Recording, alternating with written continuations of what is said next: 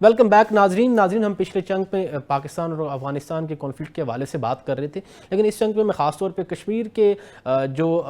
کی اسمبلی ہے اس حوالے سے، آزاد کشمیر کی اسمبلی کے حوالے سے ہم بات کریں گے، کیونکہ آزاد کشمیر کی اسمبلی کے اندر پہلے ہی عوامی کمیٹی کے معاملات کے بعد بہت ساری جو ہے ڈسکریپنسی ملی۔ اس حوالے سے جو ہے آج ایک کمیٹی مسلم لیگ نون کی صدر زرداری صاحب سے ملاقات کرے گی اور وزیر اعظم کے حوالے سے جو ہے وہ کوئی حتمی فیصلہ ہوگا۔ کچھ نام ابھی بھی آ گئے ہیں، لیکن اس حوالے سے ہم آج گفتگو کریں گے۔ ہمارے ساتھ پروگرام میں وایا کال ہمیں جوائن کیا ہے راجہ یاسین صاحب نے،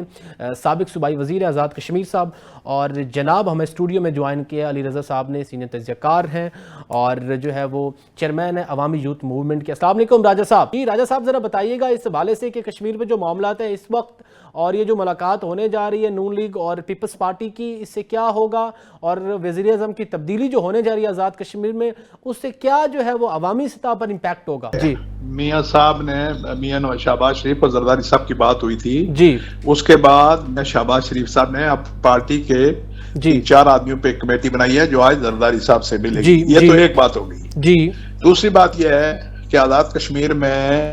پچھلے 4 سال میں 3 حکومتیں تبدیل ہو گئیں، جی، اور اس وقت جو وزیر اعظم ہے چودھری انوار الحق ہے، جی بالکل، ان کے خلاف تحریک عدم اعتماد پیپلز پارٹی پیش کر رہی ہے۔ بالکل ابھی نہیں میں وہ صبح تحریک اعتماد پیش کر دیں گے، جی اور اس کے بعد تحریک عدم اعتماد کے بعد پھر چودھری انوار الحق صاحب فارغ ہو جائیں گے۔ جی آزاد کشمیر کے سسٹم میں تحریک عدم اعتماد پیش کرنے سے پہلے جی اس میں نائب ایوان کا نام بھی لکھنا ہوتا ہے جس سے وزیر اعظم بننا ہوتا ہے۔ جی وہ پیپلز پارٹی ابھی تک فیصلہ نہیں کر پائی، جس وجہ سے تحریک عدم اعتماد پیش نہیں ہوئی۔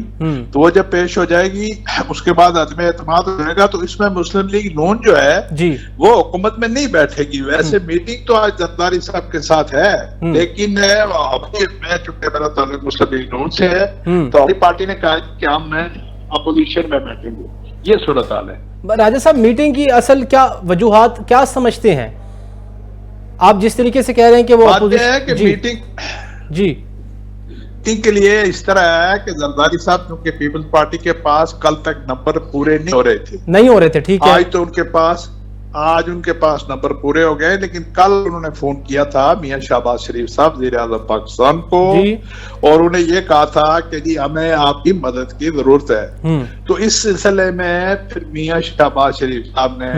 احسن اقبال صاحب کی سربراہی میں ثناءاللہ صاحب وزیر امور کشمیر، انجینئر امیر مقام صاحب اور آزاد کشمیر کے ہمارے صدر ہیں شاہ غلام قادر صاحب، ان کی کمیٹی بنائی جو آج زرداری صاحب سے ملے گی۔ لیکن اب مسلم لیگ نون کے بغیر ہی علی رضا صاحب کے پی کے حوالے سے تھوڑا سا مجھے بتائیں کہ کیا صورتحال ہے اس وقت، اور سہیل افریدی صاحب کو بڑا ایڈمائر کر رہے ہیں خاص طور پہ پی ٹی آئی کے ینگسٹرز، اور جس طریقے سے وہ اپنی حکمت عملی اپنا رہے ہیں، کے پی کے اندر جلسے بھی کر رہے ہیں،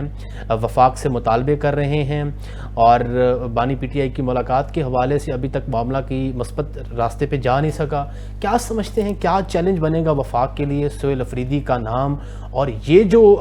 کارڈ کھیلا ہے بانی پی ٹی آئی نے اڈیالہ سے بیٹھ کے، میرے خیال میں یہ تو پھر ٹف ٹائم دینے جا رہے ہیں۔ بسم اللہ الرحمن الرحیم، first of all thank you very much جی فار یور انویٹیشن اور آپ کے ٹائم یو آر ویلکم جناب۔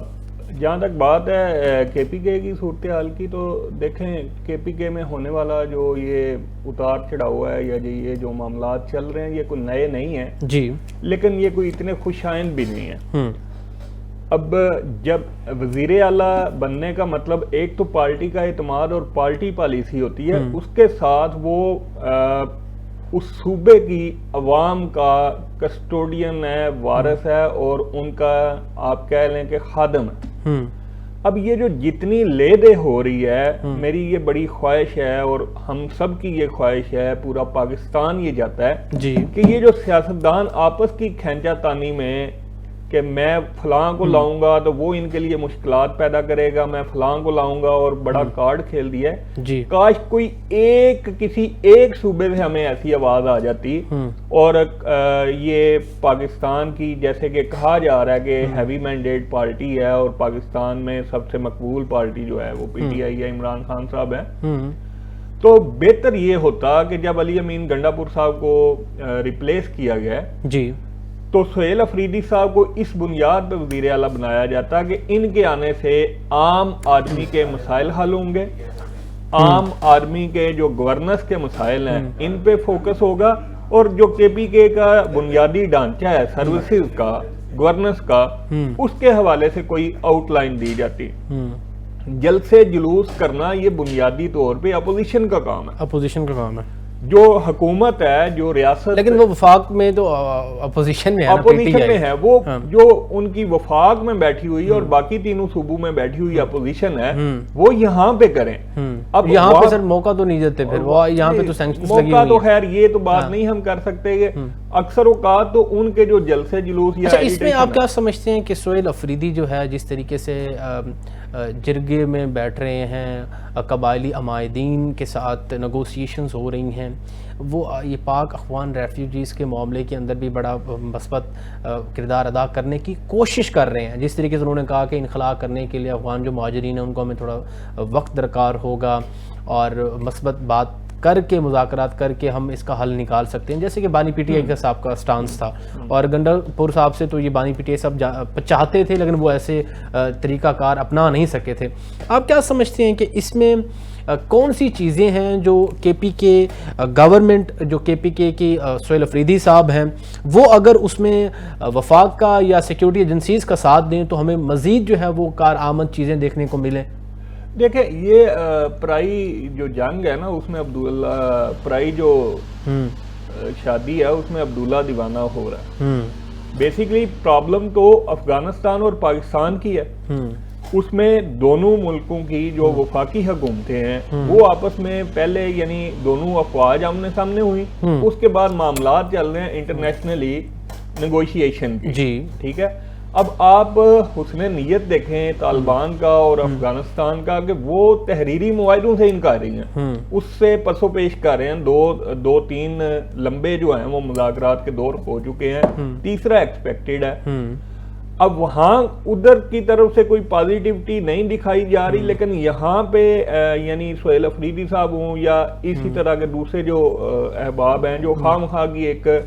نرم دلی اور نرم گوشہ، صرف جو وفاق ہے اس میں اپنی دشمنی اور اپنی جو سیاسی دشمنی یا مخالفت ہے اس کو یعنی ایک قسم کا جسٹیفائی کرنے کے لیے وہ اپنی لابنگ کر رہے ہیں۔ اس وقت جو سب سے امپورٹنٹ چیز ہے وہ ریاست پاکستان ہے۔ آپ کے جو سیاسی اختلافات ہیں وفاق کے ساتھ، ان کو آپ اپنی جگہ پہ قائم رکھیں۔ ہم کسی سے یہ ڈیمانڈ نہیں کرتے کہ آپ اپنے سیاسی اختلافات ختم کر دیں، وہ آپ اپنی جگہ پہ رکھیں، لیکن اس وقت وہ کریں جو ریاست کے حق میں ہے۔ جب افغانستان پاکستان کے ساتھ نیگوشیشن میں بھی نیک نیتی کا مظاہرہ نہیں کر رہا، انڈیا کے ساتھ وہ پنگیں بڑھا رہا ہے، اور ساری دنیا کو پتہ ہے کہ انڈیا بذات خود ایک دفعہ اپنی یعنی مار کھانے کے باوجود، خفت ہزیمت اٹھانے کے باوجود وہ اسرائیل کے کہنے پہ پاکستان کے در پہ ہے۔ اور اب جو بیہائنڈ دا سین افغانستان کے پاکستان کے ساتھ معاملات چل رہے ہیں، وہ آج آن دی ریکارڈ چیزیں آ جائیں یا جب بھی آئیں، اس کے پیچھے اس کے جو فٹ پرنٹس ہیں وہ آپ کو انڈیا تک لے جائیں گے۔ اس دوران میں جو کے پی کے کیونکہ ڈائریکٹلی ریلیٹڈ ہے افغانستان کے ساتھ اور بارڈر پہ ہونے کی وجہ سے، سرحدی صوبہ ہونے کی وجہ سے، تو سہیل افریدی صاحب ہوں یا کوئی بھی ہو جو کے پی کے کی گورنمنٹ ہے یا کے پی کے جو عمائدین ہیں، ان کا یہ بنتا ہے کہ وہ موو کرے جو ریاست پاکستان کے حق میں ہو، عوام پاکستان کے حق میں۔ جی ٹھیک ہے۔ اچھا، اس میں مولانا فضل الرحمان صاحب کا آپ کیا کردار سمجھتے ہیں، ذرا اس میں بھی بتائیے گا۔ دیکھیں، مولانا فضل الرحمان صاحب سے 100 اختلاف ہو سکتے ہیں، لیکن جو ان کا کے پی کے میں اور یہ پشتون جو پالیٹکس کہہ لیں یا بیلٹ کہہ لیں، اس میں ان کا ایک ناگزیر کردار ہے۔ اچھا، اس میں سارے سیاستدان اس پہ میرے خیال میں متفقہ رائے رکھتے ہیں اس حوالے سے۔ جی، تو آپ کیا سمجھتے ہیں کہ وہ کس طریقے سے، اچھا جب افغان کا یہ معاملہ ہوا، افغان طالبان کا، تو بارہا یہ بات انہوں نے ایمفیسائز کی مولانا فضل الرحمان صاحب نے کہ میں اس میں ثالثی کا کردار بڑا اچھا ادا کر سکتا ہوں۔ آپ کیا سمجھتے ہیں کہ واقعی وہ کیسا کر سکتے تھے؟ یقیناً کر سکتے ہیں کیونکہ ان کی ایک لمبی تاریخ ہے، اور اس سے پہلے ان کے بزرگ جو تھے مفتی محمود صاحب، اور ان کی ساری زندگی جو سیاست ہے وہ پشتون سیاست کے گرد گھومتی ہے، اور مذہبی طور پہ ایک بہت بڑی ان کی فالوئنگ اور ان کے کنیکشن ہیں، لنکس ہیں افغانستان میں۔ لیکن سب چیزوں کے باوجود one thing is very loud and clear, اور جس پہ ہر پاکستانی کو، چاہے وہ فضل الرحمان صاحب ہوں، چاہے وہ کے پی کے میں پی ٹی آئی کی government who, P T I کے عمائدین ہو، ایک چیز very loud and clear Pakistani عوام کی طرف سے، ریاست پاکستان کی طرف سے، ہماری ریڈ لائن صرف پاکستان ہے۔ ریڈ لائن پاکستان کو جو بھی کراس کرنے کی کوشش کرے گا یا اس پہ میلی آنکھ سے دیکھے گا، اس کو اس کے انداز میں جواب دیا جانا چاہیے، اور روز روز کا یہ ٹھیک ہے۔ ایک آخری سوال پھر میں پروگرام میں بریک کی طرف جاتا ہوں۔ اپ کمنگ ضمنی الیکشنز ہونے جا رہے ہیں، سوری ضمنی نہیں بلدیاتی الیکشنز کے حوالے سے ذرا بتا دیں، کیونکہ آپ خود بھی جو ہے وہ چیئرمین عوامی یوتھ موومنٹ ہے، آپ کیا سمجھتے ہیں غیر جماعتی الیکشنز کروانا پنجاب میں بینیفٹ دے گا؟ دیکھیں جی، غیر جماعتی ہوں یا جماعتی ہوں، بنیادی طور پہ جو الیکشن کا فری اینڈ فیئر ہونا ہے نا، یہ سب سے پہلے سوالیہ نشان ہے۔ پاکستان میں ہونے والے جو جنرل الیکشنز ہیں ان کے بارے میں ہی بات کریں تو شاید کوئی بھی بندہ دل پہ ہاتھ رکھ کے یہ بات نہیں کر سکتا کہ ہم اس سے مطمئن ہیں، ٹھیک ہے۔ صرف یہ الیکشن ہی نہیں، اس سے پچھلا بھی بلدیات بنیادی طور پہ جمہوریت کی نرسری ہیں،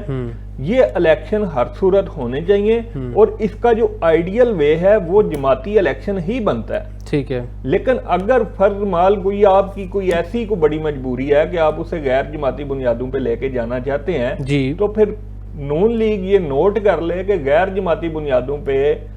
الیکشن کروا کے آپ پہلے سے ہی اپنے لیے کھودے ہوئے جو گڑھے ہیں ان کو مزید گہرا کریں گے، ٹھیک ہے۔ تھینک یو سو مچ علی رضا صاحب، آپ نے ہمیں جوائن کیا۔ راجہ یاسین صاحب بھی ہمارے ساتھ ہیں، ان کا بھی بہت شکریہ۔ ناظرین، بریک کا ٹائم ہوا ہے، چھوٹی سی بریک کے بعد پھر حاضر ہو۔